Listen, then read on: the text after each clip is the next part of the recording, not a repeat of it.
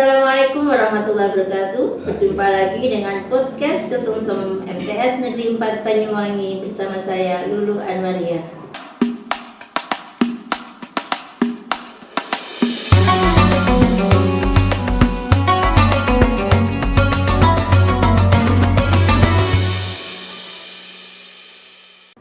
Alhamdulillah, semoga pemirsa podcast Kesungsem MTS 4 Banyuwangi dalam keadaan sehat, masih lancar menjalankan ibadah puasa. Pada kesempatan kali ini kita kedatangan pengampu mata pelajaran bahasa Inggris. Sama-sama bahasa Inggris nih Pak ya. Sebelum dan hari ini kita akan berbincang tentang syarat dan syarat sah puasa.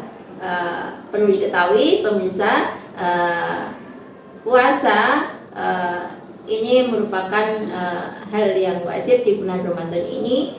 Jadi kita harus tahu betul bagaimana syarat dan syarat sahnya puasa.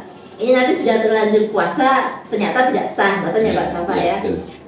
Oke, kita sapa dulu Bapak Musyafa. Assalamualaikum Bapak. Waalaikumsalam warahmatullahi wabarakatuh. Sehat ya Pak? Alhamdulillah. Masih puasa ya Pak ya?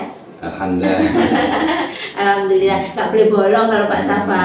Kecuali semoga sehat, nggak sakit Amin, ya Pak amin, Safa amin. ya. Oke, Ya. monggo Pak dijelaskan bagaimana nih syaratnya puasa dan syarat sahnya. Assalamualaikum warahmatullahi wabarakatuh. Mustamiin muslimin yang saya hormati, alhamdulillah pada kesempatan ini kita semua masih bisa melaksanakan salah satu ibadah puasa, yang mana ibadah ini adalah merupakan kewajiban yang dilaksanakan bukan harian tapi tahunan. Ini dilaksanakan setiap tahun satu kita bulan. ketemu. Yeah, 1 bulan.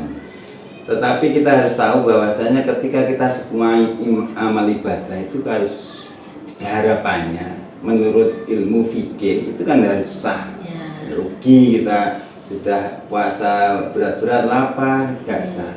Karena apa? Kita harus mengetahui bagaimana sih kita ketika ingin puasa kita bisa diterima oleh Allah. Itu harus ngerti apa yang harus sahnya bagaimana. Di antaranya yang pertama harus beragama Islam. Agama Islam berarti agama lain nggak boleh, ya enggak. Boleh tapi nggak sah. Ya, yang penting yang jelas beragama Islam dulu.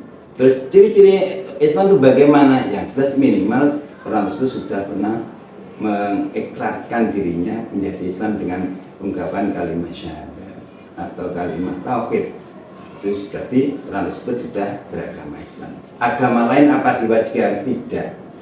Kalau mereka ingin berpuasa menurut pandangan mereka monggo, tapi semua itu adalah pertama kali harus orang Islam, seperti dalam Al-Quran disebutkan ya ayyuhalladzina amanu, orang-orang yang beriman. Kutiba alaikumus syiyam kama kutiba alal ladzina min qablikum la'allakum tattaqun. Itu yang pertama. Untuk yang kedua adalah ketika kita melaksanakan ibadah puasa, itu yang kedua adalah sudah balik. Harus balik dulu. Anak-anak itu masih diberi pelajaran dulu Pak ya. Untuk anak-anak balik itu kan beda antara cewek dengan cowok. Iya. Ya, balik laki-laki itu pokoknya sudah pernah mimpi keluar sperma. Bukan umur ya Pak? Bukan. Kalau kita tahu kan 15 tahun nih, bukan berarti ya. Bukan. Ketentuannya adalah bukan umur, tapi ketika anak laki-laki sudah pernah mimpi keluar sperma itu adalah kategori sudah balik. Perempuan, apakah 9 tahun? Tidak juga, belum tentu. Maksudnya biasanya ada yang cepat, biasanya ada yang agak Haidnya itu bisa cepat, bisa selama dia sudah haid, sudah ada kewajiban ya Pak ya.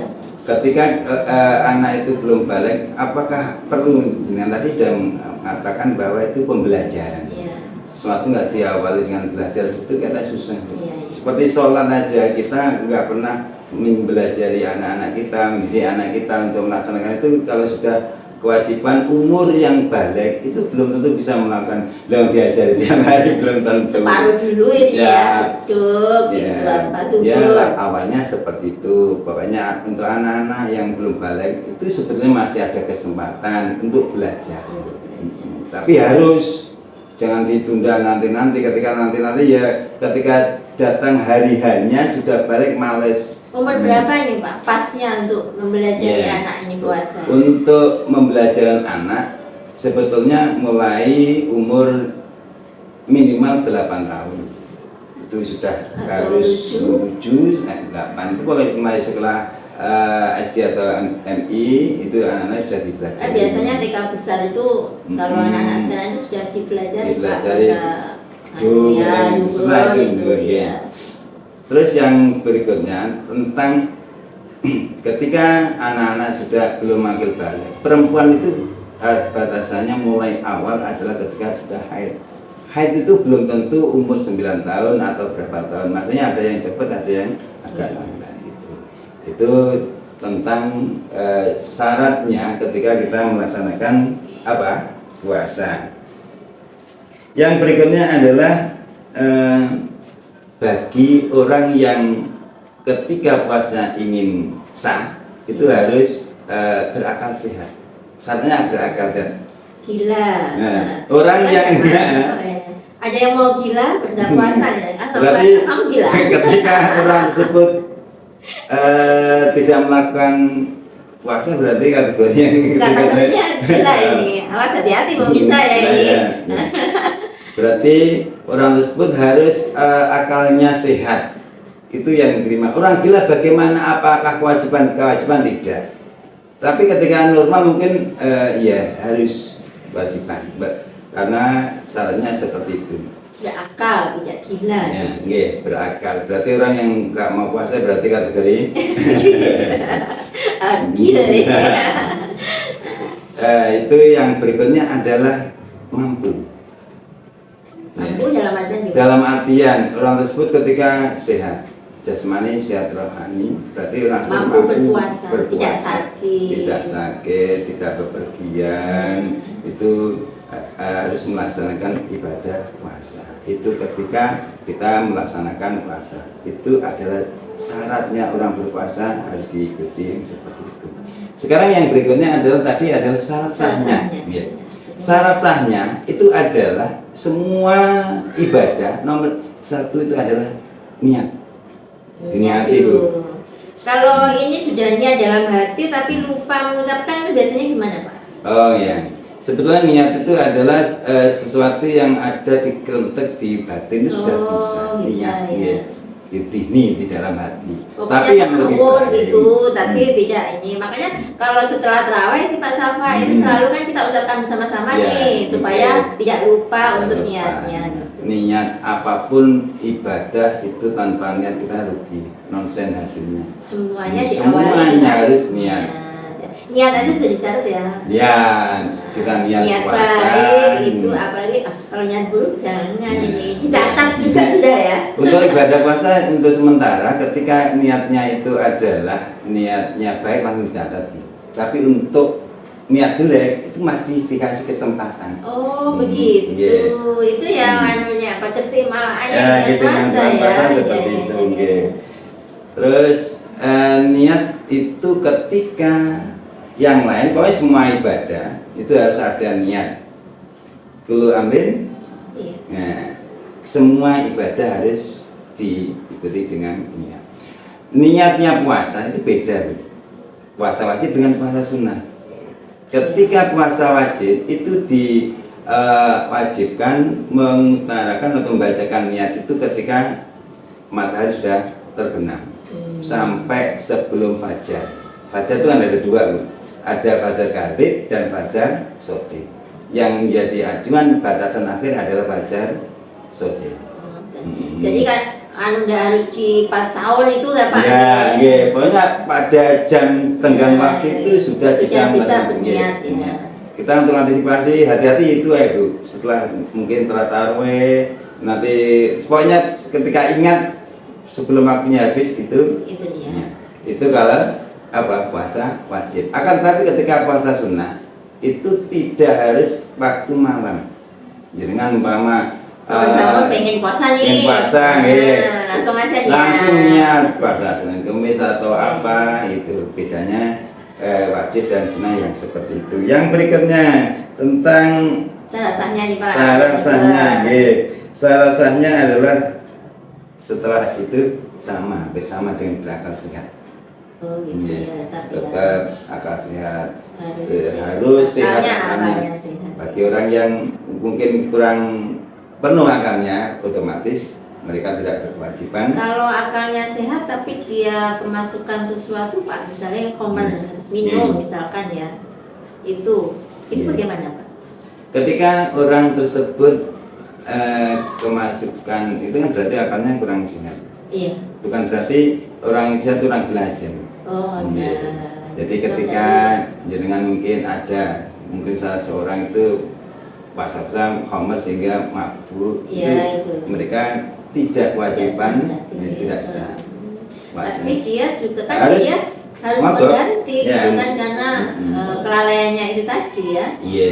Jadi untuk itu bagi semua kaum muslimin diwajibkan adalah ketika orang tersebut harus berakal sehat. Makanya iman akal kita itu kita pakai nggak sesuai dengan apa yang kita harapkan. Selanjutnya Pak? Untuk selanjutnya adalah ini ada banyak perbedaan ketika kita ngomong salah sahnya itu harus orang tersebut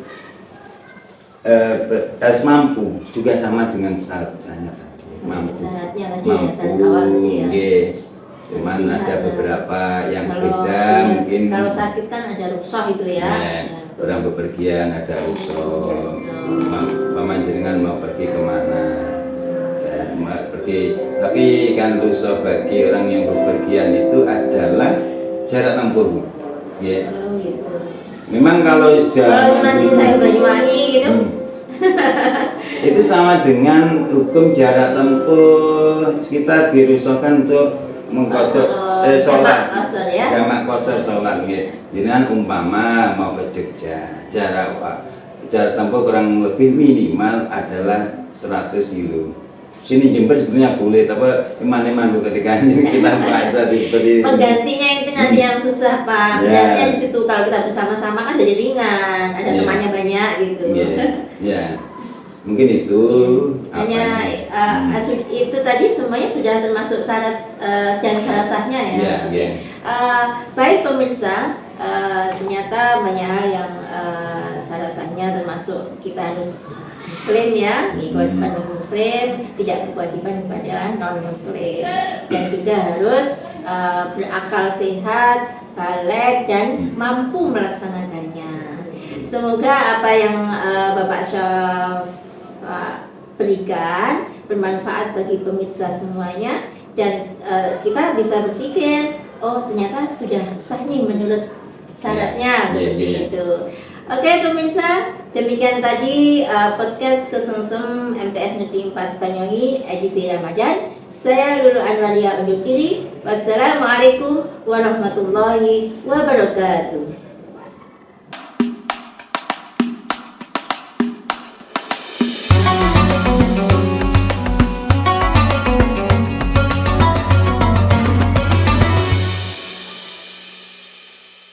Terima kasih.